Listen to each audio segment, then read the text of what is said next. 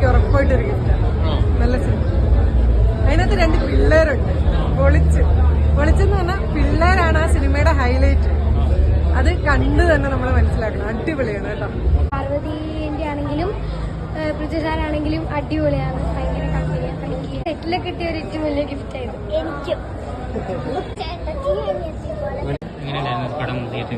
അടിപൊളിയാണ്. സെറ്റും അതെനിക്ക് സെറ്റിലൊക്കെ കിട്ടിയൊരു ഗിഫ്റ്റ് ആയിട്ട് വരും.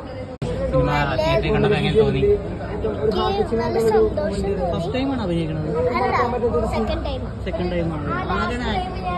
പഠിപ്പിക്കുന്നത് രാജോകൾ എങ്ങനെ ഉണ്ടായിരുന്നു?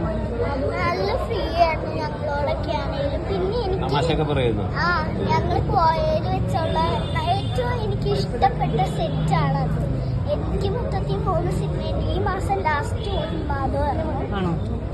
അപ്പോൾ അതിനകത്ത് പോയാൽ എനിക്ക് ഏറ്റവും ഫ്രണ്ട്ലി ആയിട്ടുള്ള സെറ്റ് എന്ന് ചോദിച്ചു കഴിഞ്ഞാൽ ഞാൻ നോമിനിയാണ്.